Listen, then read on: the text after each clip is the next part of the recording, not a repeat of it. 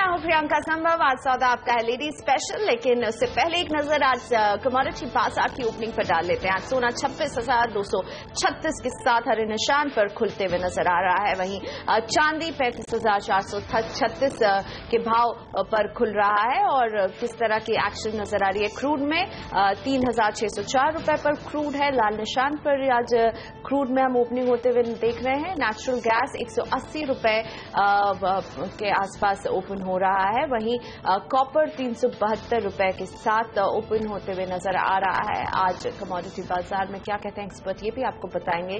निकल 769 रुपीस के साथ लाल निशान पर खुल रहा है। एल्यूमिनियम 108 रुपए के साथ ओपन हो रहा है। हम मेटल्स में दबाव कल से ही देख रहे हैं और यही दबाव लेड में भी नजर आ रहा है। 112 रुपए पर लेड। सोयाबीन 3,642 के साथ हरे निशान पर ओपन हो रहा है। वहीं अगर मस्टर्ड की बात करें, ये भी हरे निशान के साथ 4,234 पर खुल रहा है। मस्टर्ड सीड इंडेक्स चना 4,224 के भाव पर लाल निशान के साथ। गेहूं 1,498 रुपए के साथ खुल रहा है। और जीरा 16,135 रुपए दबाव के साथ जीरा खुल रहा है। और कमोडिटी मार्केट पर बात करने के लिए हमारे साथ हैं कोटक कमोडिटीज के Arvind Prasad. Good morning Arvind. Crude में हम लगातार देख रहे हैं गिरावट है, 2 महीने के निचले स्तर पर है, लगातार गिर रहा है। क्या गिरावट और बढ़ेगी? क्या करना चाहिए क्रूड में सर?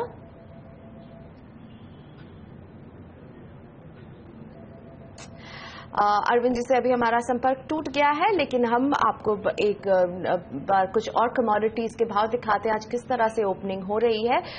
शुगर 2,131 के भाव पर खुल रहा है, कमजोर दिख रहा है। आज चीनी में ही कमजोरी नजर आ रही है। लेकिन धनिया की अगर बात करें 11,903 के साथ लाल निशान पर फिलहाल ओपन हो रहा है धनिया।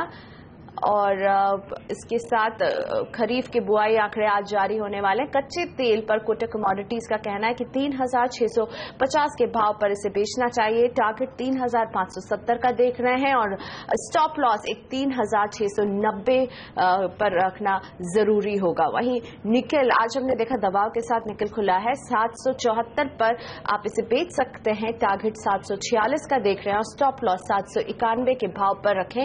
यह है कोटक कमोडिटीज की राय। आज चने पर बेचने की सलाह 4,300 रुपए पर, टारगेट 4,240 रुपए का और स्टॉप लॉस 4,345 पर चने पर रखने के लिए सलाह दी जा रही है। कॉटन पर अगर बात की जाए तो 16,170 के भाव पर खरीदने की सलाह है। टारगेट है 16,430 रुपए का, स्टॉप लॉस 16,070 पर रखने के लिए कहा जा रहा है। तो ये है कोटक कमोडिटीज की राय कॉटन पर। तो कमोडिटी बाजार में एक मिलीजुली ओपनिंग आज हम देख रहे हैं। सोने पर खासा नजर रहने वाली है और क्रूड में जो दबाव आ रहा है इसका असर भारतीय बाजार पर कैसा पड़ेगा इस पर भी हम रखेंगे एक नजर और कमोडिटी बाजार की अपडेट आपको दिन भर देते रहेंगे। लेकिन फिलहाल सौदा आपका में वक्त है ब्रेक का। ब्रेक के बाद लेडीज स्पेशल के सवालों को शामिल करेंगे। हमारी महिला दर्शक जुड़ेंगी और पूछेंगे अपने सवाल।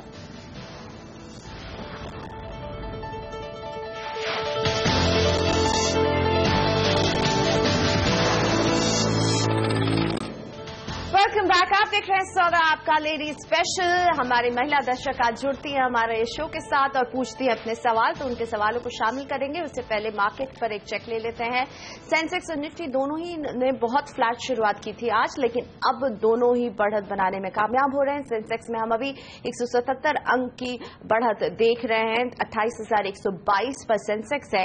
निफ्टी 8,495 पर है, 50 अंक की बढ़त के साथ। मिड कैप में भी हम एक्शन देख रहे हैं, 85 अंक की बढ़त मिड कैप में भी नजर आ रही है, यानी ब्रॉडर मार्केट सपोर्ट कर रहे हैं आज बाजारों को। और बैंक निफ्टी में भी अच्छी खासी हलचल है, 111 अंकों की बढ़त बैंक निफ्टी में नजर आ रही है। एडवांस डिक्लाइन रेशियो पर अगर एक नजर डालें तो एनएसई पर अगर 1,007 शेयर बढ़ने वाले हैं तो गिरने वाले 280 शेयर हैं। तो निफ्टी में आज जो गेनर शेयर्स हैं यानी जो बढ़ रहे हैं उसमें ल्यूपिन, बेल, सिप्ला और एचडीएफसी सबसे आगे कतार में खड़े हैं। वहीं कमजोरी कहां से आ रही है, तो कमजोरी अगर हम देखेंगे तो कमजोर करने वाले शेयर्स में कुछ नाम जो शामिल है वो है Tech Mahindra, HCL Tech, Wipro और कोल इंडिया। और शेयरों पर सलाह देने के लिए मेरे साथ अभी सिमीभौमिक.com की सिमी भौमिक जुड़ चुकी है और थोड़ी देर में शर्मिला जोशी भी हमारे साथ होंगी। लेकिन Simi, good morning to you. आप निफ्टी में इंट्राडे के लिए क्या स्ट्रैटेजी रखने की सलाह देंगी? Good morning Priyanka. Nifty intraday के लिए ब्राइट ट्रिगर कर चुका है। एक तो कल निफ्टी पूरा दिन फ्लैट था, जहां पे मेरा बेंचमार्क था, जो लेवल मैंने सोचा था कि निफ्टी इस लेवल को होल्ड करेगा तो इसमें मोमेंटम रहेगा, वो लेवल पूरा दिन कल मेंटेन किया था। फ्लैटिश ओपनिंग था, फ्लैटिश ट्रेडिंग था, पूरा दिन कल एक रेंज में था, पर 8440 से 8425 का सपोर्ट एरिया बहुत ही अच्छी तरीके से होल्ड किया।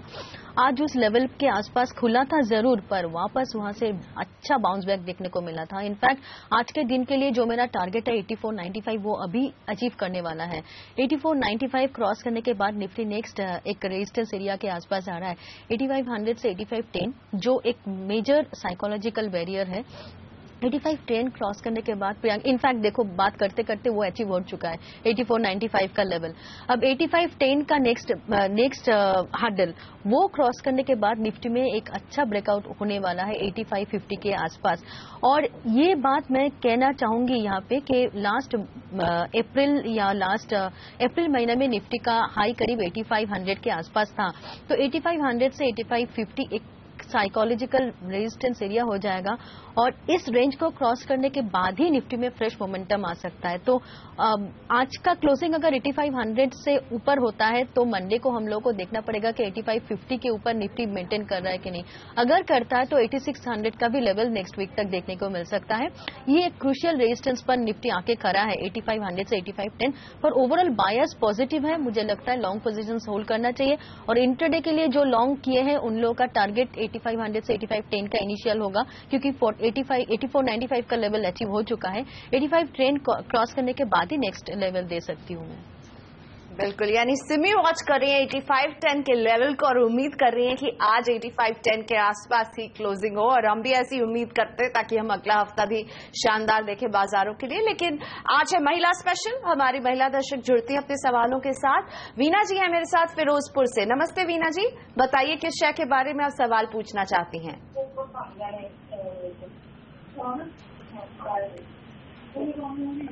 वीना जी, मुझे लगता है आपको मेरी आवाज पहुंच रही होगी, पूछिए अपना सवाल मैम।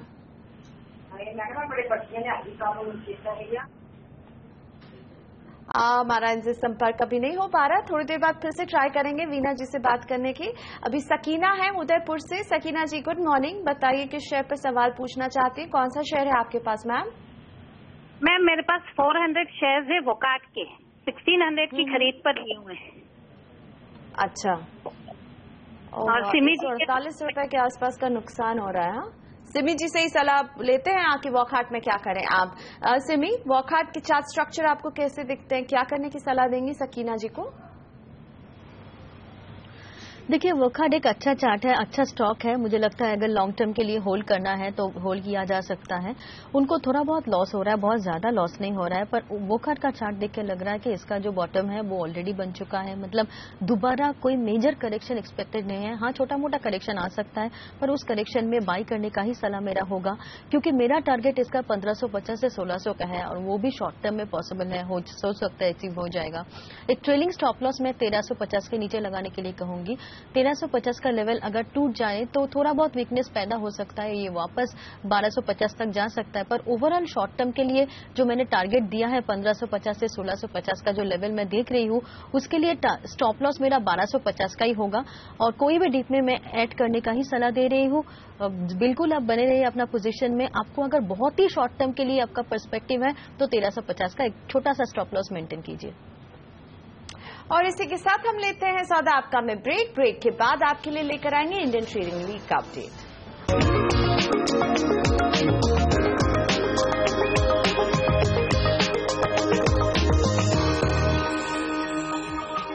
आईपीएल बेहद रोमांचक मोड़ पे है और काफी जोरदार मुकाबला चल रहा है। एक नजर डालते हैं कि कौन किस पोजीशन पे है और क्या ट्रेडिंग चल रही है। तो सबसे पहले ट्रेडिंग बोर्ड पे देखते हैं, तो यहाँ पे आपको राजेंद्र मदन लाल दिखेंगे 131% की भारी बढ़त के साथ वो ट्रेड करें। वहीं प्रदीप रतन सिंह को देखेंगे तो वो भी 47% की, हालांकि पहले दूसरे के बीच में काफी गैप है, लेकिन जबरदस्त कमाई दोनों ही यहाँ पे खिलाड़ी कर रहे हैं। लेकिन दूसरा महिलाओं वाला अगर ट्रेडिंग बोर्ड देखें कि वहां किसकी क्या स्थिति बन रही है, तो वहां पे आप देखेंगे ज्योति कुशवाहा 46% का मैसिव गेन लेके काम कर रही है। वहीं पे कृपा को आप देखेंगे तो 30% गेन कर चुकी है। तो जबरदस्त बढ़त महिलाओं ने भी यहाँ पे बना रखी। कमोडिटी वाले बोर्ड पे एक बार नजर डालते हैं कि वहां किसकी है।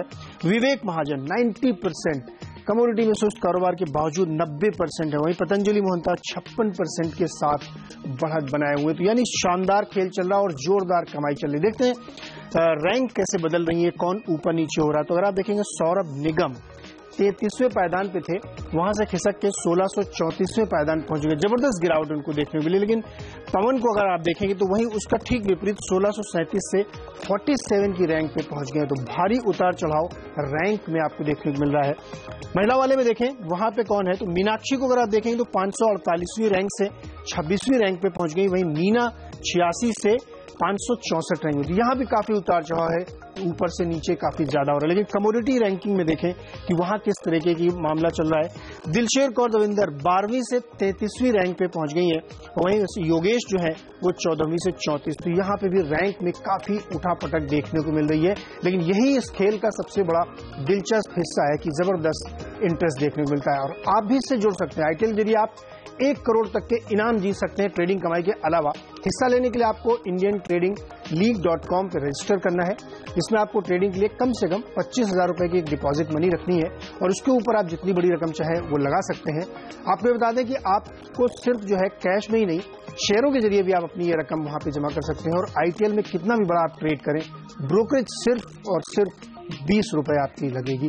तो कम ब्रोकरेजेस में बड़ी कमाई और इनाम जीतने का शानदार मौका आपके पास होगा।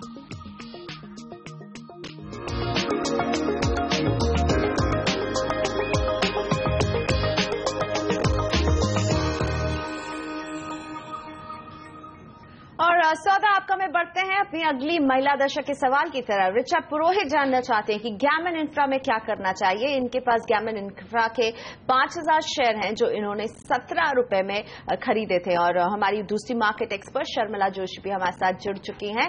Good morning Sharmila. Gammon infra, ये शेयर आपको कैसा दिखता है? इस कंपनी के फंडामेंटल्स के बारे में जरा बताएंगे इन्हें। बिल्कुल। आई थिंक कि जैसे हम सब जानते हैं कि पिछले 2-3 सालों में पूरा जो इंफ्रास्ट्रक्चर सेक्टर है वो काफी स्ट्रेस में रहा है, क्योंकि जिस तरह से केपेक्स और इंटरेस्ट रेट्स बढ़ गए, काफी हाई थे। कंपनीज ने केपेक्स काफी कट किया था, तो उस वजह से हम देख रहे हैं कि काफी लोन बुक्स इन सब के काफी लेवरेज हाई हो गया इन सब कंपनीज का। लेकिन आई थिंक अब ऐसा समय आ गया है कि हम देख रहे हैं कि वो साइकिल टर्न हो गया है और इंटरेस्ट रेट्स घटना चालू हो गए हैं। और उसके साथ साथ आई थिंक ओवरऑल एक रिकवरी की भी एक्सपेक्टेशन है। So I think Gammon infra is again in that bracket की जिसमें काफी 2-3 साल में हमने देखा कि स्ट्रेस था on the books in terms of loans etcetera. लेकिन अब धीरे धीरे जैसे प्रोजेक्ट्स कंप्लीट हो रहे हैं और थिंग्स आर लुकिंग बेटर, तो मेरे हिसाब से अभी के समय के लिए होल्ड होगा। I think stay with it for a couple of quarters और उसके बाद इस पर फिर से इसको रिविजिट करें, क्योंकि आई थिंक 1-2 क्वार्टर में ये क्लियर हो जाएगा कि किस तरह से इंफ्रास्ट्रक्चर्स कंपनीज पोजिशनड है और उसमें गैमन इंफ्रा ने किस तरह का प्रदर्शन किया है। तो I think with that in mind and the kind of price the stock is at, for me it's a hold for now. बिल्कुल, यानी कि ऋचा जी के लिए ये सलाह है कि आपने गैमन इंफ्रा जैसे पसंद किया है उसके लिए आपको थोड़ा सा इंतजार करना होगा, समझना होगा इंफ्रा पे किस तरह का पुश आता है। लेते हैं इसी नोट पर एक छोटा सा ब्रेक के बाद सौदा आपका लेडी स्पेशल में हम जोड़ेंगे कुछ और महिला दर्शकों को और हमारी मार्केट एक्सपर्ट देंगे उनके सवालों का जवाब।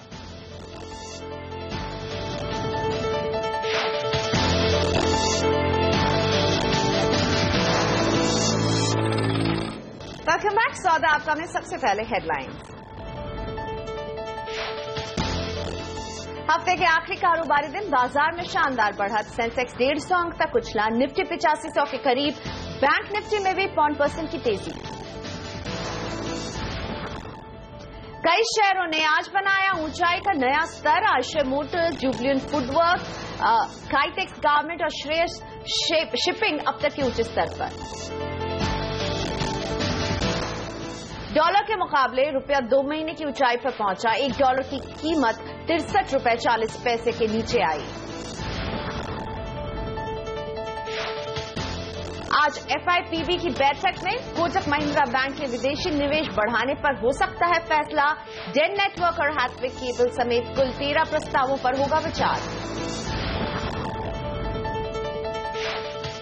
और देश में कहीं भी जाने पर नहीं बदलना पड़ेगा mobile number. Airtel, RCom, Vodafone, idea आज से शुरू कर रही हैं पूरे देश में नंबर पोर्टेबिलिटी।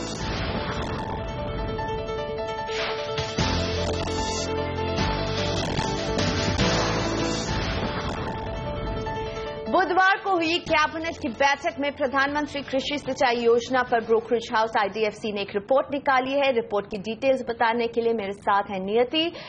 इसके अलावा ल्यूपिन और कोटक महिंद्रा बैंक आज फोकस में रहने वाले हैं।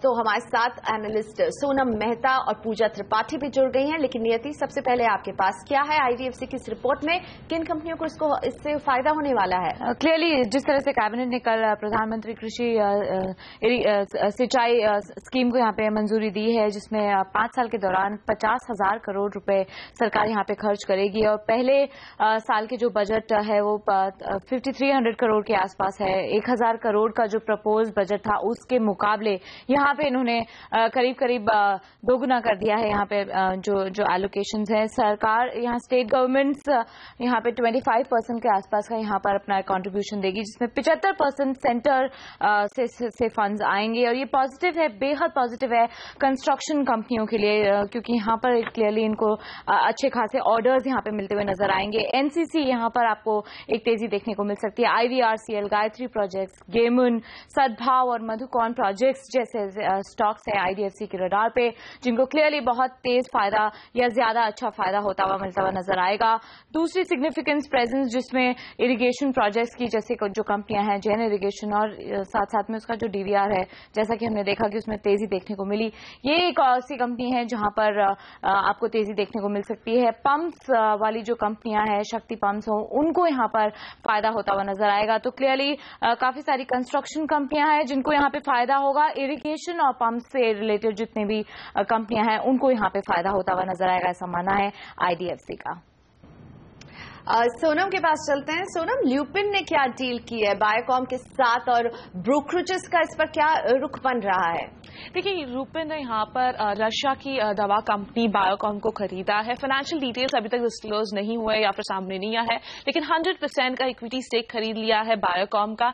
इस एक्विजिशन से ल्यूपिन रशियन फार्मास्यूटिकल मार्केट में एंट्री कर रही है, बल्कि रशियन मार्केट जो है वो दुनिया की टॉप 10 मार्केट्स में से एक है। तो एक बहुत बड़ा अपॉर्चुनिटी पोजीशन बनता हुआ ल्यूपिन के लिए। बायोकॉम ज्यादातर फोकस करती है कार्डियोवैस्कुलर और सेंट्रल नर्वस सिस्टम के थेरेपीज पर, इसके साथ कॉन्ट्रैक्ट मैन्युफैक्चरिंग और सेकेंडरी पैकेजिंग के कारोबार में भी है। और बायोकॉम का जो वित्त वर्ष 2014 का जो सेल्स फिगर था वो $22 मिलियन का था और कंपनी के पास 118 एम्प्लॉइज है और एक प्लांट भी है जिसके पास यूरोपियन क्लियरेंस भी है। तो अब बार्कलेज के मुताबिक ये जो पूरी डील है वो स्ट्रेटेजिक इंपॉर्टेंस की है।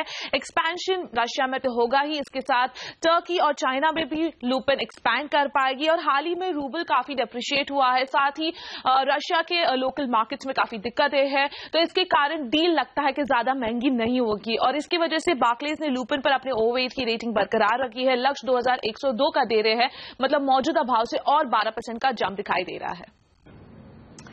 पूजा, आपसे पूछना चाहूंगी, आज है फॉरेन इन्वेस्टमेंट प्रमोशन बोर्ड की बैठक। इस बैठक को कितने अहम माना जाए, किस तरह के अहम फैसलों का इंतजार रहेगा बाजार को?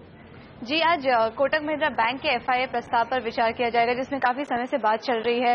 बैंक ने यहाँ पर प्रस्ताव दिया है कि 49% से 55% तक विदेशी निवेश सीमा यहाँ पर बढ़ाने की बात चल रही है। और एफआईपीबी का कहना है कि यहाँ पर डिपार्टमेंट ऑफ फाइनेंशियल सर्विसेज के जो कमेंट्स है उसका यहाँ पर इंतजार किया जा रहा है। जो ये पूरा मसला है वो इस तरह का, क्योंकि काफी समय से इस बात को टाला जा रहा था।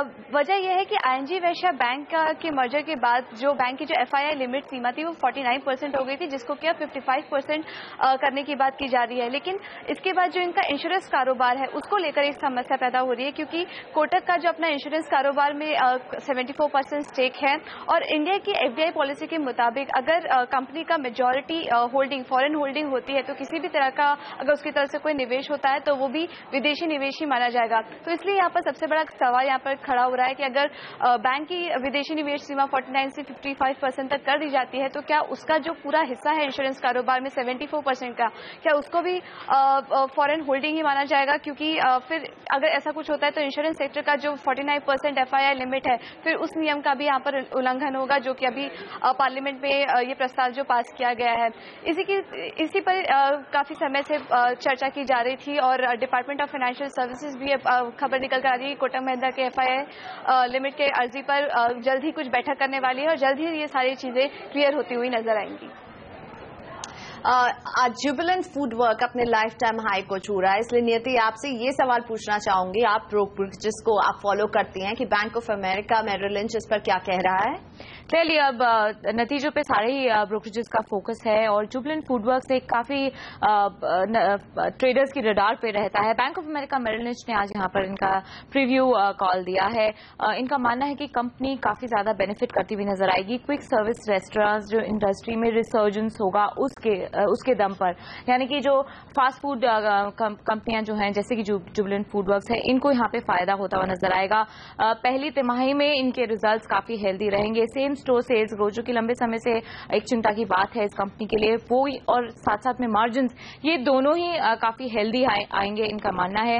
रिटरेट करें अपने बाय का कॉल, यहाँ पे खरीदारी करके चलिए। 2100 रुपए तक के लक्ष्य आपको जुबिलेंट फूडवर्क्स यहाँ पे दिखा सकता है। करंट मार्केट प्राइस से करीब 10 से 12% का एक अपसाइड पोटेंशियल यहाँ पर देखते हैं और यही एक रीजन है कि आज जुबिलेंट फूडवर्क्स ने अपना लाइफ टाइम हाई हिट किया है। ओके, अब शर्मिला जी आपसे समझना चाहूंगी, आज कोटक के लिए अहम दिन साबित हो सकता है अगर FIPB के इस बैठक में कुछ निकलता है। आपको कोटक के बारे में आप क्या राय रखती हैं, आपको कैसी दिखती है ये company? Well, I wouldn't really pay too much attention. Definitely, I think FIPB का अगर उनको क्लियरेंस मिलता है तो जाहिर सी बात है हम थोड़ी बहुत बाइंग बैंक में देखेंगे। But I think even if that is rejected with in the private banking space, मेरे हिसाब से कोटक बैंक एक अट्रैक्टिव इन्वेस्टमेंट अपॉर्चुनिटी है। I think only thing is कि क्योंकि एक रनअप हमने कोटक बैंक जैसे बैंक्स में देखा है, specially after their acquisition etcetera, तो थोड़ा आपको समय देना पड़ेगा to get good returns from current levels.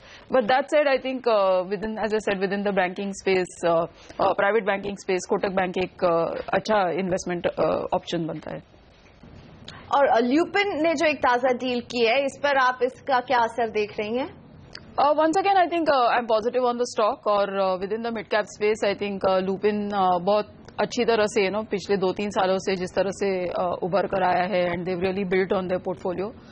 I think ये जो एक्विजिशन रहेगा, आई थिंक ये क्यों इम्पोर्टेंट हो जाता है क्योंकि ये कंपनीज अब इनका बिजनेस काफी हद तक इंडिया के बाहर से आता है, तो उस वजह से आई थिंक जिस तरह से एक्विजिशन की इनके लिए सिनर्जीज प्ले आउट करेगी और उनको एक रशिया का एक्सपोजर मिलेगा, उसके साथ साथ और 2-3 मार्केट्स भी इनके लिए खुल जाएंगे, तो उस वजह से आई थिंक दीज डील्स एक नियर टर्म आज 1-2 दिन आप शायद पॉजिटिव देखेंगे, लेकिन आई थिंक जो लॉन्गर टर्म पॉजिटिव रहेगा वो शायद आपको you'll have to give it a couple of quarters. But overall, I think my target, even without this Biocom deal, I think on Lupin would still be in the 2,300-2,400 range.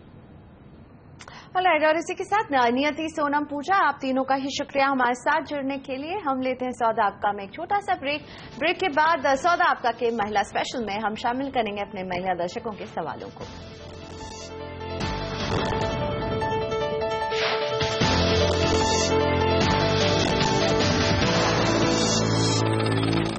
Welcome back, आप देख रहे हैं सौदा आपका lady special. मेरे साथ शर्मिला जोशी और सिमी भौमिक बनी हुई है आपके सभी सवालों का जवाब देने के लिए। सीधा बात करते रीनू जी से, यमुनानगर से जुड़ रही है। रीनू जी नमस्ते, बताइए कौन सा शेयर है आपके पास, किस भाव पर लिया, किस क्वांटिटी में है? जी रीनू जी, सौदा आपका से आप जुड़ी हुई हैं, बताइए कौन सा शेयर है जिस पर आप सवाल पूछना चाहती हैं? हाँ, मेरा IDBI का 250 शेयर है जिसका एवरेज 105 है, तो क्या इसमें मैं बने रहूं कि निकल जाऊं? 4 साल हो गए लिए हुए।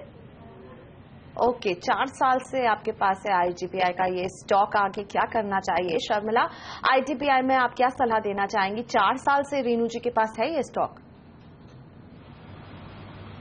लार्जली बिकॉज आई थिंक कि इवन अगर आप ये समय पे ले तो मेरा टारगेट बहुत ज्यादा 100 के ऊपर नहीं होगा। और फिलहाल आई थिंक एक अपॉर्चुनिटी कॉस्ट भी इसमें जुड़ेगा कि जो टाइम IDBI बैंक को लग सकता है to go from existing 62 level to 100 level, जो लेवल पर हम हमेशा देखते हैं काफी सेलिंग प्रेशर भी आता है, तो उस वजह से मुझे लगता है कि it might be a better idea to exit. और वो जो उनको पैसे मिले वो some of the other private banks that we have discuss like a Kotak bank, even I think an ICICI bank at this level और एन HDFC बैंक, इसमें अगर वो पैसा लगाएंगी तो मेरे हिसाब से it will help her cover her loss faster. और मेरे हिसाब से ग्रोथ आगे चलकर भी इन बैंक्स में IDBI बैंक के मुकाबले ज्यादा होने की संभावना है, तो उस वजह से मुझे लगता है कि इट्स बेटर टू स्विच। सेमी 105 इनकी खरीद का भाव रहा है, क्या अभी एग्जिट करना सही होगा या किसी स्तर का इंतजार करने के लिए आप कहेंगे? इसके चार्ट स्ट्रक्चर पर क्या व्यू बन रहा है मैम? देखिए, चार्ट स्ट्रक्चर काफी वीक है और मैं भी शर्मिला जी से बिल्कुल सहमत हूँ। कोई भी रैली या करंट लेवल पर या डीप पर अगर 60 का लेवल टूट जाता है तो भी निकल जाना ही बेहतर होगा। ऐसा चार्ट में वेट करना ठीक नहीं है क्योंकि ओवरऑल मार्केट बुलिश है और ये स्टॉक परफॉर्म नहीं कर रहा है। ये हो सकता है कि आगे जाके 2-4 साल और लगा दे। इससे बढ़िया तो वही होगा कि अच्छा कोई स्टॉक जिसमें मोमेंटम है, फंडामेंटली भी अट्रैक्टिव हो, उसमें एंट्री लेना चाहिए। ये स्टॉक रखने जैसा नहीं है। एग्जिट। ओके, एग्जिट की राय IDBI बैंक पर। अब पूनम जी है मेरे साथ दिल्ली से अपने सवाल के साथ। पूनम जी नमस्ते, बताइए क्या जानना चाहती हैं आप? हाँ जी मैडम, एक्चुअली मैंने लास्ट वीक क्वेश्चन लगाया था एक्सिस बैंक का, भारतीय एयरटेल का, टेक महिंद्रा का, तो मैं इनमें से 2 शेयर चूज करना चाहती थी, लेकिन अब एक्सिस बैंक और भारतीय एयरटेल ऑलरेडी ऊपर आ गए हैं, तो टेक महिंद्रा के मैंने ऑलरेडी 549 पे 100 शेयर्स लिए हुए हैं और 40,000 में और इन्वेस्ट करना चाहती हूँ। तो आप कोई ऐसे शेयर बताएं जो शॉर्ट टर्म में 40,000 इन्वेस्ट करके उसमें प्रॉफिट मिल सके। और टेक महिंद्रा में आप बताना चाहिए, मैंने 549 पे ऑलरेडी 100 शेयर्स लिए हुए हैं। जी, चलिए पूनम जी ने बहुत सफाई से अपना पूरा जो वो पूछना चाहती है रख दिया है। सिमी, क्या सलाह देना चाहेंगी आप पूनम जी को? 40,000 और भी ये बाजार में निवेश करना चाहती हैं शॉर्ट टर्म के लिए। देखिए, एक तो टेक महिंद्रा उन्होंने लिया है, मुझे Tech Mahindra at least short term के लिए अच्छा नहीं लग रहा है। उनका अगर नजरिया काफी लंबी अवधि का है तो ठीक है, पर मैं बिल्कुल उनको ये कहूंगी कि टेक महिंद्रा में जो वीकनेस है, लग रहा है कि Tech Mahindra at least short term के लिए परफॉर्म नहीं करेगा और नीचे एवरेज करने का सलाह होगा मेरा वहां पे। और अगर कोई फ्रेश स्टॉक कोई नया खरीदना है तो मुझे लगता है कि काफी सारे अपॉर्चुनिटीज हैं, उनको उन्होंने मिस किया एक्सिस बैंक। और तीसरा स्टॉक उन्होंने क्या नाम लिया था वो मुझे याद नहीं है। एक्सिस भारतीय एयरटेल के बारे में खराब नहीं लग रहा है, ब्रेकआउट या भारतीय एयरटेल एक्सिस बैंक दोनों ही स्ट्रांग हैं। एक्सिस बैंक मेजर सपोर्ट से काफी ऊपर आ चुका है, 550-540 का मेजर सपोर्ट है और अभी 585 के आसपास है। यहाँ पे तो रेजिस्टेंस है, तो थोड़ा सा डीप में अगर हो सकता है तो आप लेंगे तो आपको बेहतर अपॉर्चुनिटी मिल सकता है वहाँ पे, मतलब प्रॉफिट मेकिंग अपॉर्चुनिटी। भारतीय एयरटेल में भी ब्रेकआउट आ चुका है 420-25 के ऊपर। अगर थोड़ा सा आपको डीप में मिलता है तो दोनों में ही आप एंट्री ले सकते हैं, पर करंट लेवल्स पर थोड़ा सा रिस्की होगा मेरे ख्याल से। तो जो वो अतिरिक्त निवेश और 40,000 का करना चाहती है 2 स्टॉक में, क्या उसके लिए आप एक्सिस बैंक और भारतीय एयरटेल पर ही सलाह देंगी? हाँ, वो तो उनका ही पिक है, दोनों उनका ही पिक में मैं इसके अलावा भी वो आपकी राय जानना चाहती है। एक्सिस बैंक, इसके अलावा अगर देना है तो शायद मैं कोई तीसरा या चौथा स्टॉक में देने वाली हूँ। एक तो एक्सिस बैंक और भारतीय एयरटेल भी मेरा फेवरेट में ही है। एक्सिस में आप लोगों को मालूम ही है, प्राइवेट सेक्टर में मैं बहुत बुलिश हूँ एक्सिस बैंक में। और भारतीय एयरटेल, भारतीय इन्फाटेल दोनों ही टेलीकॉम में मुझे लगता है कि बहुत ही स्ट्रांग चार्ट्स हैं, तो दोनों ही मैं सजेस्ट कर रही हूँ। पर अगर ये सब छोड़ के कोई स्टॉक आपको शॉर्ट टर्म के लिए लेना है तो काफी सारे अपॉर्चुनिटीज है दूसरे जगह पे। एक तो मुझे वापस थोड़ा करके सीमेंट अच्छा लगने लग रहा है कि एसीसी में भी एक अच्छा मोमेंटम देख रही हूँ मैं 1550 तक का रैली शॉर्ट टर्म में पॉसिबल है। एक 1450 1440 का स्टॉप लॉस के साथ एसीसी में एंट्री लिया जा सकता है। सीमेंट में अगर आपको ऑटो में लेना है तो मुझे लगता है कि मैं वापस आपको ऐसा स्टॉक सजेस्ट करूंगी जिसमें ऑलरेडी मोमेंटम है। महिंद्रा, बजाज ऑटो, हीरो मोटो, तीनों में से किसी एक में आपका व्यू रखिए। मुझे लगता है कि तीनों में से कोई भी परफॉर्म कर सकता है। मारुति मैंने 4000 के ऊपर मुझे और फ्रेश एडिशन करना मुझे नहीं जच रहा है, थोड़ा बहुत नीचे आने दीजिए। मारुति में भी अच्छा बाइंग अपॉर्चुनिटी आपको मिल सकता है। ऑटो में गया पूरा एक्चुअली मार्केट अच्छा लग रहा है। इसमें बैंक्स में भी अच्छा मोमेंटम आने वाला है। इनफैक्ट मुझे लगता है कि स्टेट बैंक एक अच्छा जगह पे आ चुका है। 260 का लेवल अगर मेंटेन करता है तो इसमें भी 275 का 278 का एक मूवमेंट ऑन दी अपसाइड देखने को मिल सकता है। 278 का लेवल क्रॉस नहीं करेगा तो प्रॉफिट बुक करके निकल जाइए, क्योंकि तब ये वापस डाउन साइड में मतलब करेक्शन मोड में आ सकता है। काफी सारे अपॉर्चुनिटीज हैं लार्ज कैप में, ये सब मैंने पिक किया। और फार्मा में भी आप वॉच कर सकते हैं। लुपिन अच्छा लग रहा है। ग्लेनमार्क फार्मा में अच्छा ब्रेकआउट हुआ है 1000 के ऊपर, एक फ्रेश ब्रेकआउट आया है। ग्लेनमार्क में भी आप ध्यान दे सकते हैं शॉर्ट टर्म के लिए। औरोबिंदो फार्मा करेक्शन मोड में है, पर मुझे लगता है कि बहुत जल्दी इसका करेक्शन खत्म होगा, तो उसमें भी आप अपॉर्चुनिटी ले सकते हैं। चलिए, तो सीमेंट, ऑटो, बैंक्स और फार्मा सिमी जी को पसंद आ रहे हैं इन सेक्टर्स में, इनको दिख रहा है आने वाले समय में दम। लेते हैं एक छोटा सा ब्रेक। ब्रेक के बाद शहरों पर सवाल जवाब के सिलसिले को आगे बढ़ाएंगे।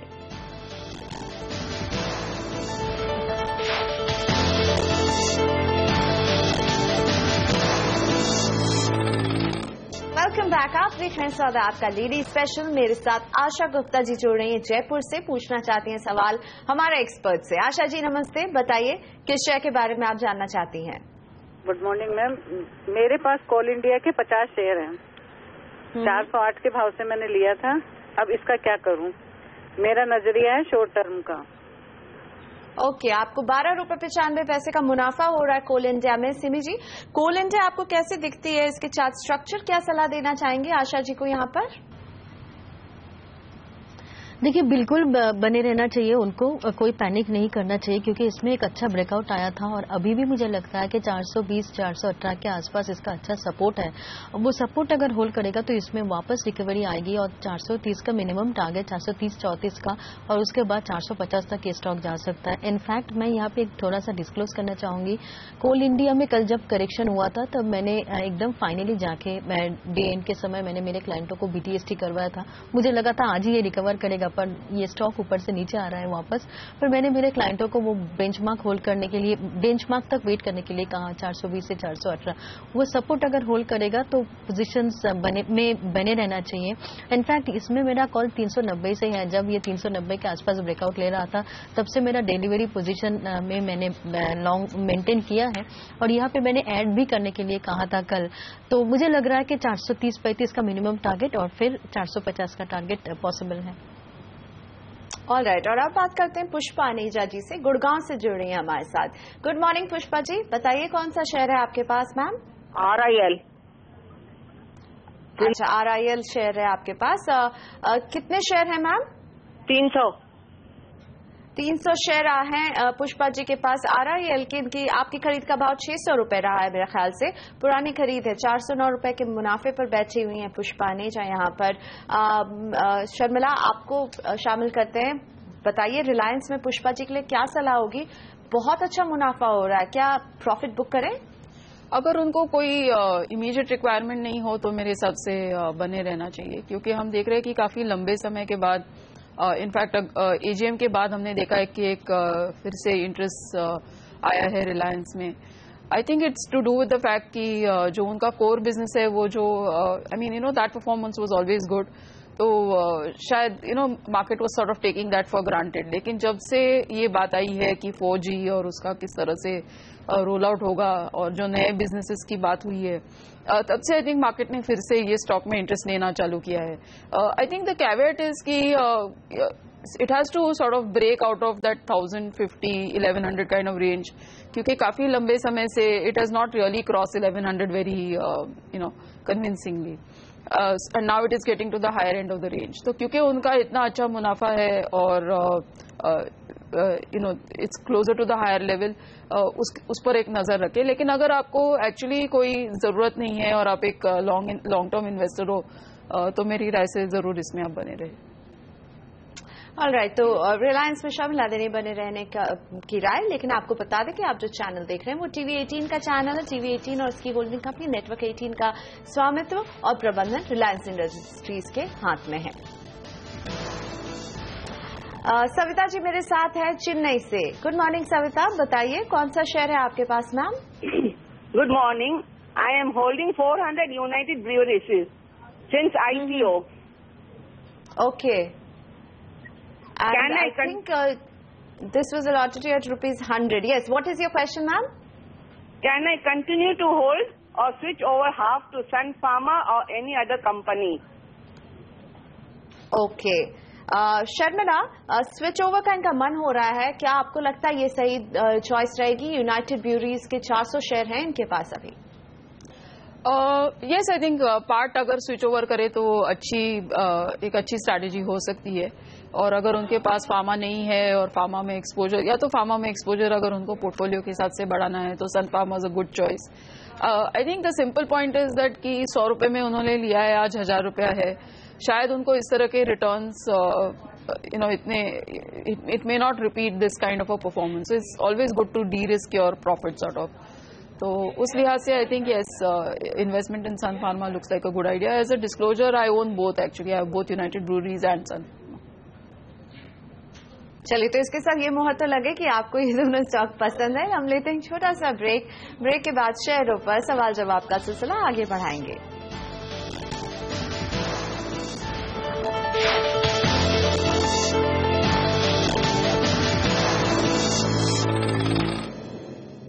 वेलकम बैक, आप देख रहे हैं सौदा आपका। डिजिटल इंडिया कार्यक्रम की शानदार शुरुआत के बाद टेलीकॉम मंत्री रविशंकर प्रसाद ने CNBC आवाज के प्रधान संपादक संजय पुगलिया से खास मुलाकात में भरोसा जताया कि डिजिटल इंडिया के लिए निवेश के जो ऐलान हुए हैं वो हकीकत में बदलेंगे। उन्होंने भरोसा जताया कि इस ऐलान में देश में मैन्युफैक्चरिंग में निवेश बढ़ेगा।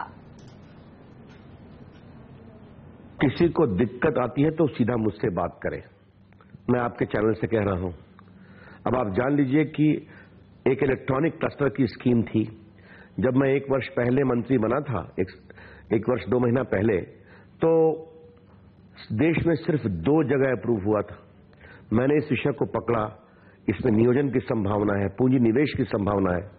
आज 21 इलेक्ट्रॉनिक क्लस्टर को हमने टोटल अप्रूव कर दिया है।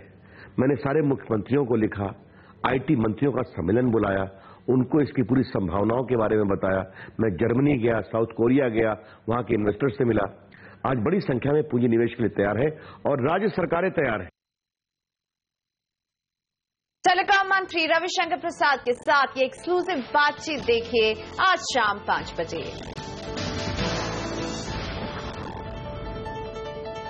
और अब मेरे साथ मंजू जैन हैं कोटा से। मंजू जी नमस्ते, बताइए किस शेयर पर आप राय चाहती हैं? हमारे पंजाब एंड सिंध बैंक है हमारे पास में 2000 शेयर 62 रुपीज का। अच्छा। और PDPL है 800 शेयर 42 रुपीज का। Okay, Punjab and Sind bank और PDPL में क्या करें आगे, ये जानना चाहते हैं मंजू जैन कोटा से। सिमी आपके पास आऊंगी, दोनों के चार्ट स्ट्रक्चर देखकर एक एक करके अगर आप बता सकें क्या सलाह होगी इनके लिए। देखिए, Punjab and Sind bank chart technically काफी खराब है और मुझे लगता है कि ऐसा चार्ट में मतलब वेट करने का सलाह तो नहीं दे सकती हूँ मैं।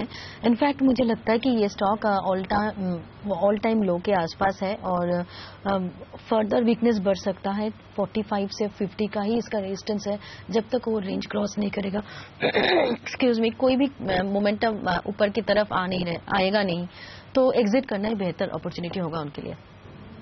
ओके, और अगला सवाल शाइस्ता जी का है। हमारे साथ वो जुड़ चुकी हैं फोन लाइन पर, शाइस्ता अहमदाबाद से। नमस्ते शाइस्ता, बताइए कौन सा शेयर है आपके पास? जी मेरे पास GMR इंफ्रा है, 1000 शेयर है। मेरे 1 साल तक के लिए इन्वेस्ट करना ही है, तो ये अभी मैं इसको निकाल दूं तो रखूं? ओके, आपने 28 रुपए पर खरीदा था। शर्मिला, GMR इंफ्रा, अगेन हम एक इंफ्रा पुश की बात करते हैं, तो GMR इंफ्रा में आप इनको क्या करने की सलाह देंगी? अभी 1000 शेयर है, 1 साल तक रुक सकती हैं। यस, आई थिंक पहले हमने ग्रामीण इंफ्रा पर एक सवाल लिया था और अभी GMR infra. So I think वो चीजें इनके लिए भी लागू है कि इंफ्रा स्पेस है, हम एक टर्न अराउंड देखने की उम्मीद कर सकते हैं. आई think the only negative point here is कि उनकी खरीद प्राइस काफी ऊपर के लेवल में है. तो you are almost expecting the stock to double in the next 1 year. तो उस लिहाज से अगर वो कोई और सेक्टर में शिफ्ट करना चाहे तो बात अलग है, नहीं तो I think at this price बने रहना चाहिए, क्योंकि ये लेवल से डेफिनेटली GMR इंफ्रा में एक हायर लेवल दिखता है. और अब बात करते हैं आयशा कुरैशी से, वर्धा से जुड़ रही हैं हमारे साथ. आयशा जी नमस्ते, बताइए कौन सा शेयर है आपके पास मैम? नमस्कार मैम. मैम मेरे पास में मेडिसिन है 50 शेयर्स है जो मैंने 57 के रेट पे खरीदे हुए थे 1 महीना पहले. जी जी. तो मैं ये जानना चाहती हूँ कि इस शेयर पे मैं मुझे बने रहना चाहिए या फिर इसको सेल करके कोई दूसरा अच्छा शेयर लेना चाहिए? ओके. सिमी, इंद्रप्रस्थ मेडिसिन 1 महीने पहले की खरीद है, ज्यादा पुरानी खरीद नहीं है और नुकसान भी ₹1.5 का हो रहा है पर शेयर यहाँ पर आयशा जी को. क्या कहना चाहेंगी, कैसे इसके चार्ट स्ट्रक्चर? देखिए प्रियंका, चार्ट उतना खराब नहीं है. इनफैक्ट लास्ट 1 महीने से ये स्टॉक लास्ट 1 महीने नहीं 3-4 महीने से ये स्टॉक मैं देख रही हूँ कि 50 के आसपास एक सपोर्ट लेने का कोशिश कर रहा है. इसका जो मूविंग एवरेजेस है, मेजर मूविंग एवरेजेस करंटली 53-54 के बीच में है. ये स्टॉक 55 के ऊपर मेंटेन भी कर रहा है. मुझे लगता है कि ये स्टॉक होल्ड किया जा सकता है. 60 तक का रैली देखने को मिल सकता है कभी भी. 60 से 62 का ही रेंज इसका जो है शॉर्ट टर्म का टारगेट होगा. अगर वो रेंज क्रॉस नहीं करता है तो एक बार एग्जिट करके निकल जाइए, नहीं तो ये स्टॉक मुझे लगता है कि होल्ड किया जा सकता है. अगला सवाल अनीता जी का सौराष्ट्र से, जो जानना चाहती हैं जस्ट डायल के बारे में. जस्ट डायल के 50 शेयर इनके पास है. 1177 रुपए में इन्होंने खरीदा था. 76 रुपए 25 पैसे पर शेयर के मुनाफे पर बैठी हुई हैं. शर्मिला, जस्ट डायल ये कंपनी आपको कैसी दिखती है? अनीता जी के लिए क्या सलाह होगी मैम? वेरी ऑनेस्टली ऐसे कंपनी का वैल्यूएशन कैसे करे इसमें मेरी राय नहीं बन सकी है. So I would therefore say it might be better to switch to another stock. So I would say switch to pharma, थोड़ा सेफ ऐसे डिफेंसिव सेक्टर में ये री इन्वेस्ट करें अमाउंट. सिमी, आप एक टेक्निकल कॉल देना चाहेंगी जस्ट डायल पर मैम? देखिए, जस्ट डायल मेरे ख्याल से एक रिकवरी मोड पर है और मुझे लगता है कि 1200 से 1220 का सपोर्ट अगर होल्ड करता है तो इसमें फर्दर अपसाइड देखने को मिल सकता है. इनफैक्ट मेरा टारगेट 1400 का होगा. शॉर्ट टू मीडियम टर्म में वो लेवल पॉसिबल है और 1200 के नीचे ही स्टॉप लॉस लगाना पड़ेगा. थोड़ा सा वाइड स्टॉप लॉस के साथ काम करना चाहिए. अगर किसी के पास पहले से पोजीशन है तो होल्ड करने का सलाह होगा मेरा. 1200 से नीचे कहीं पे भी स्टॉप लॉस लगाइए और होल्ड कीजिए. शॉर्ट टर्म में 1400 से 1450 का target. It is a hold from my side. वक्त हो गया एक ब्रेक का. ब्रेक के बाद शेयर पर सवाल जवाब के सिलसिले को आगे बढ़ाएंगे.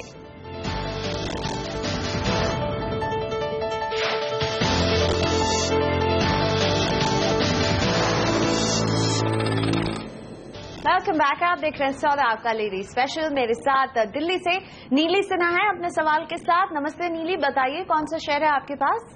हेलो, मेरे पास स्पाइसजेट का 1000 शेयर है 18.4 के रेट से और डेल्टा कॉप का 600 शेयर है 100 के रेट से. मैं क्या करूं? ओके, क्या करें आप? शर्मिला, स्पाइसजेट और डेल्टा कॉप एक एक करके अगर बता सकें. स्पाइसजेट में तो हमने काफी एक्शन देखा है ये पूरा साल जो रहा है अभी तक. ओवरऑल मुझे एविएशन स्पेस खास पसंद नहीं है, तो उस वजह से मेरी राय यही रहेगी कि इसमें से एग्जिट लेके ऐसे स्टॉक में या ऐसे सेक्टर में निवेश करे जो मेरे हिसाब से ज्यादा आगे चलकर विच थोड़ा डिफेंसिव हो और जिसमें ग्रोथ भी दिखे. हमने फार्मा स्टॉक्स की बात की है, प्राइवेट बैंक्स की बात की है. I think even a riskier play like an infra to my mind is better than aviation. तो मेरी राय तो रहेगी कि स्पाइसजेट में इसे स्विच करें. जहाँ तक डेल्टा कॉप की बात है, I think it's in an interesting business और जिस तरह से उनकी नई properties etcetera as they come online इनकी प्रॉफिटेबिलिटी पर असर पड़ सकता है.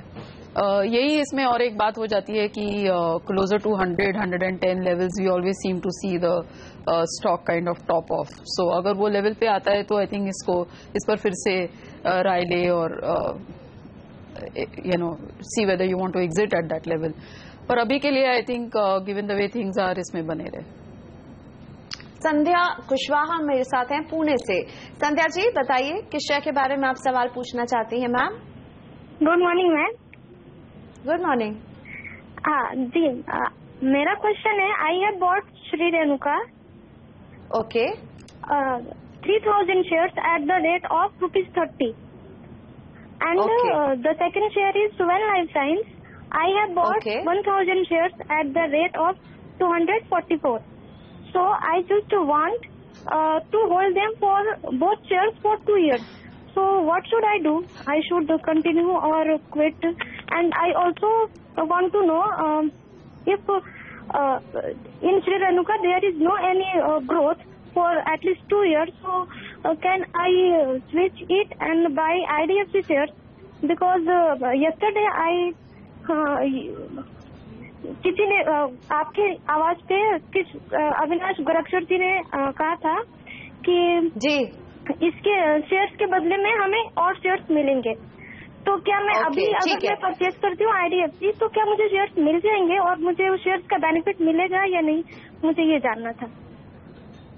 ठीक है संध्या, वैसे आप इतनी अच्छी हिंदी बोल रही हैं और आप अंग्रेजी में सवाल पूछ रही थी तो मुझे लगा आपको हिंदी में तकलीफ है, लेकिन अच्छा लगा जब आपने हिंदी में अपना सवाल पूछा. शर्मिला जी इनके सवाल कई हैं, आई एम श्योर आपने सुना होगा. अगर आपको कोई पॉइंट समझ में नहीं आता मैं रिपीट कर दूंगी, लेकिन मेनली सुवन लाइफ साइंसेज श्री रेणुका शुगर 2 साल का नजरिया है, लेकिन IDFC भी इन्हें लग रहा है कि लेना चाहिए एक्सपर्ट्स की राय के बिना पर. क्या सलाह देंगी आप मैम इन्हें? सुविन लाइफ साइंस में तो I think it's a clear hold, खास करके अगर वो 2 साल की बात कर रही है तो आई थिंक जिस तरह से ये the way the stock has panned out और जिस तरह से आगे पॉसिबिलिटीज है तो इसमें जरूर बने रही है 2 साल के अगर आपका आउटलुक है. Coming to Shri Renuka again I think उनका 2 साल का आउटलुक है, लेकिन जैसे उन्होंने कहा कि 2 साल से ग्रोथ नहीं है और आगे चलकर भी I am not very positive on sugar as a sector, क्योंकि हमने देखा है कि द वे प्रोडक्शन और वो जो साइकिल एक कमोडिटीज का रहता है उसको अगर ध्यान में रखे तो मुझे नहीं लगता है कि शुगर में इतनी जल्दी रिकवरी आने वाली है. In fact prices have been depressed और बहुत ज्यादा शुगर प्राइसेस इंप्रूव होने में समय लग सकता है और उस वजह से आई थिंक उनका इफेक्ट कंपनीज के बॉटम लाइन में आने में और भी समय लग सकता है.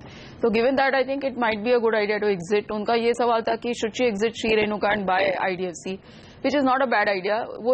वो जो शेयर्स एक्स्ट्रा शेयर्स जो एडिशनल शेयर्स मिलने की बात है I am not very clear on that, लेकिन ये बात जरूर है कि IDFC में एक बैंकिंग लाइसेंस है और वो बैंकिंग का अभी तक आपको फुल बेनिफिट मिला नहीं है. तो if you have that 2-3 year kind of a perspective और अगर आप सोचती है कि IDFC बैंक बनकर किस तरह का उनका प्रदर्शन रहेगा तो एक बैंक के एंट्री लेवल पॉइंट से लेकर इसमें निवेश करे. उसके साथ साथ जो उनका कोर बिजनेस है I think that also should improve in coming years, because after all we spoken a lot about infrastructure in this during this programme और इंफ्रास्ट्रक्चर लेंडिंग करती है ये कंपनी. तो I think it's a given कि अगर sector improve होता है तो इनका बुक भी इम्प्रूव होगा. So from that perspective, I'm fairly positive on IDFC. तो ये एक अच्छी मूव हो सकती है to shift out of Shri Renuka into IDFC. और अब बात करते हैं शैलजा से जो शिमला से जुड़ी है हमारे साथ. गुड मॉर्निंग मैम, बताइए क्या जानना चाहती हैं आप हमारे एक्सपर्ट से? मैं शैलजा बोल रही हूँ शिमला से, हिमाचल से. मैम मैंने 1 महीना पहले HUL के शेयर लिए थे at the average rate of 829 जी. और जी अब मुझे जस्ट ये जानना है कि अभी उसका जैसे करंट MRP 929 चल रहा है, तो मुझे प्रॉफिट बुक कर लेना चाहिए या फिर थोड़ा वेट करना चाहिए? चलिए शैलजा जी का सवाल रखते हैं सिमी के सामने. सिमी HUL में क्या इंतजार करें या प्रॉफिट बुक करने का वक्त है? देखिए, अगर बहुत ही रिक्वायरमेंट है फंड्स का तो थोड़ा बहुत बुक किया जा सकता है, पर ओवरऑल अगर चार्ट स्टडी करके मैं बताऊं तो मुझे नहीं लगता है कि इसमें चार्ट्स में एटलीस्ट कोई वीकनेस है। हाँ, हालांकि रहा सवाल टारगेट्स की, तो हो सकता है कि 950 से 980 का रेंज इसके लिए क्रूशियल रेजिस्टेंस एरिया हो जाएगा, क्योंकि रिजल्ट्स के पहले या रिजल्ट्स के बाद करीब उसी जगह पे ये स्टॉक हाई बनाया था और वहां से एक मेजर प्रॉफिट टेकिंग देखने को मिला था। इनफैक्ट 980 से ये स्टॉक नीचे 800 का लो बनाया था, तो वापस ये स्टॉक रिकवरी मोड में है। अच्छा ब्रेकआउट्स हुआ है, इनफैक्ट लास्ट 3 दिन पहले इसमें 900 के ऊपर अच्छा ब्रेकआउट्स भी हुआ है। अब ये स्टॉक मेंटेन भी कर रहा है 900 के ऊपर, तो टेक्निकली एटलीस्ट कोई भी पैरामीटर से मैं उनको एग्जिट करने का तो सवाल नहीं है, मैं उनको होल्ड करने का ही सलाह दे रही हूँ। इनफैक्ट आगे जाके ये स्टॉक वापस वो 950 से 980 का रेंज छू सकता है, ऐसा लगता है। पर उनको अगर प्रॉफिट बुक करना है तो 950 से 80 के बीच में कहीं पे भी एक बार थोड़ा सा प्रॉफिट बुक करके निकल सकते हैं। पार्ट प्रॉफिट्स वहां पे बुक किया जा सकता है। ओके, पार्शियल प्रॉफिट बुक कर सकते हैं, लेकिन 950 के स्तर का इंतजार जरूर करें। शैलजा ये कह रही हैं ऐसे में, लेकिन यही शर्मिला जी आपसे इजाजत लेने का वक्त आ गया। थैंक यू मैम हमारे साथ जुड़ने के लिए। आज के लिए कोई डिस्क्लोजर? काफी स्टॉक्स की चर्चा हुई है। I may have a position in some of the stocks discussed. शुक्रिया शर्मिला जोशी हमारे साथ थी, आपके तमाम सवालों का जवाब दे रही थी। इनसे हम इजाजत ले रहे हैं, लेकिन सिमी भौमिक मेरे साथ बनी रहेंगी, क्योंकि ब्रेक के बाद हम लेकर आएंगे शेयरों पर फटाफट सलाह स्टॉक फटाफट में।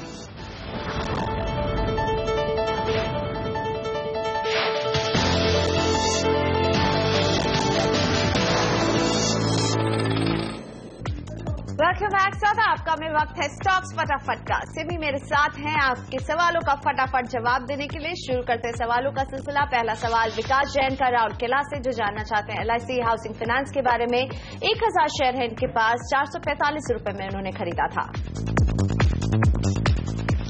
प्रियंका, LIC हाउसिंग फाइनेंस मेरे तरफ से होल्ड है। मुझे लगता है कि स्टॉक रिकवरी मोड में है और अभी कोई शॉर्ट टर्म का पोजीशन है तो 430 के नीचे स्टॉक में मेंटेन करने के लिए कहूंगी, और जो पोटेंशियल है लग रहा है कि 485 से 90 कभी भी आ सकता है। मोहम्मद आलम जानना चाहते हैं गाजियाबाद से, मोनिस इस्पात में क्या करें? 2150 शेयर है, 66 रुपए के भाव पर खरीदा था। देखिए, एग्जिट करना बेहतर है। आउटलुक काफी खराब है और अभी भी एकदम डाउन ट्रेंड मेंटेन कर रहा है। एग्जिट कीजिए, बेहतर वही होगा। नरेश कुमार के पास है भूषण स्टील के 400 शेयर, 64 रुपए में इन्होंने खरीदारी की थी मैम। देखिए, भूषण स्टील में बहुत ज्यादा लॉस तो नहीं हो रहा है, पर चार्ट काफी खराब है और मुझे लगता है कि इतना सा लॉस लेके एग्जिट करना ही बेहतर होगा। ये पैसा दूसरा कोई जगह पे लगाइए जहां पे आपका प्रॉफिट अपॉर्चुनिटी ज्यादा है। Exit from Bhushan steel. Mumbai के अमोल जानना चाहते हैं अशोक लेलैंड में क्या करें? 100 शेयर हैं इनके पास, 77 रुपए में खरीदारी की थी। 77 रुपया में खरीदारी की थी, फिर भी मुझे लगता है कि अशोक लेलैंड होल्ड किया जा सकता है। अच्छा लग रहा है। इनफैक्ट कहीं 77 के आसपास ही इसका रेंज का रेजिस्टेंस है। अब पहले 75 से 65 का रेंज में ये स्टॉक था, अभी 75-77 का रेंज क्रॉस करने के बाद इसमें फ्रेश मोमेंटम आ सकता है। फिलहाल मैं वेट करने के लिए कहूंगी, नीचे आने से ऐड कीजिए, लॉन्ग टर्म के लिए भी होल्ड कीजिए। मुंबई के शैलेश जी जानना चाहते रिलायंस पावर में क्या करें? 4000 शेयर, 100 रुपए के भाव पर खरीदा था। खराब है, मतलब शॉर्ट टर्म का चार्ट खराबी है, वीक ही लग रहा है। मुझे लगता है कि अपने अगर शॉर्ट टर्म के लिए होल्ड कर रहे हैं तो वेट एग्जिट कीजिए, और लॉन्ग टर्म के लिए अगर वेट कर रहे हैं तो बहुत लॉन्ग टर्म पर्सपेक्टिव है तो वेट कीजिए, नहीं तो मेरे ख्याल से एग्जिट करना ही बेहतर होगा। खराब चार्ट है। अमरजीत सिंह जी के पास हैं SR ऑयल के 500 शेयर, 110 रुपए में इन्होंने खरीदा था इसे। देखिए, अच्छा रिटर्न आपको मिल रहा है, फिर भी मैं आपको वेट करने के लिए कहूंगी, क्योंकि मुझे लगता है कि ये स्टॉक आगे जाके 160-70 तक भी जा सकता है शॉर्ट टू मीडियम टर्म में। आपके लिए मैं एक स्टॉप लॉस देती हूँ 125 का, और जब तक ये स्टॉक 125 के ऊपर मेंटेन कर रहे हैं अपना पोजीशन मेंटेन कीजिए, अपना टारगेट आपको मिल जाएगा। आरजे सिंघानी जी जानना चाहते हैं हिंडाल्को के बारे में। 300 शेयर है, 157 रुपए के भाव पर खरीदारी की थी। देखिए, काफी खराब चार्ट है। 120 से 25 रेजिस्टेंस एरिया हो जाएगा, और जब तक उस रेंज को क्लियर करके सस्टेन नहीं करेगा कोई फ्रेश मोमेंटम इसमें आएगा नहीं। शॉर्ट टर्म मीडियम टर्म दोनों ट्रेंड खराब है। मुझे लगता है कि शॉर्ट टर्म का अगर नजरिया है तो एग्जिट कीजिए, लॉन्ग टर्म का नजरिया है तो कोई अच्छा ट्रिगर के लिए वेट करना पड़ेगा, पर बहुत जल्दी कुछ उम्मीद नहीं है मुझे। Better to exit. Sunil okay, exit इसमें। लेकिन सुनील पांडे जानना चाहते हैं, रुद्रपुर से इन्होंने ये सवाल भेजा है, टीटागढ़ ड्रैगन के बारे में। 5000 शेयर, 119 रुपए इनकी खरीद का भाव रहा है। अच्छा स्टॉक है, रिकवरी मोड में है। मुझे लगता है कि ये स्टॉक अच्छा बेस बना चुका है। अभी 106 से 110 का इसका रेजिस्टेंस है, वही बेंचमार्क होगा। 110 के ऊपर जाके अगर 2-3 ट्रेडिंग सेशन सस्टेन करेगा तो मुझे लगता है कि इसमें 125 से 130 का मूवमेंट भी आ सकता है। It is a hold as well as buy from my side. One can buy also this stock for long term. आप ये शेयर कोलकाता से आदित्य घोष का अगला सवाल। स्पार्क के 100 शेयर है, 523 रुपए में खरीदारी की थी।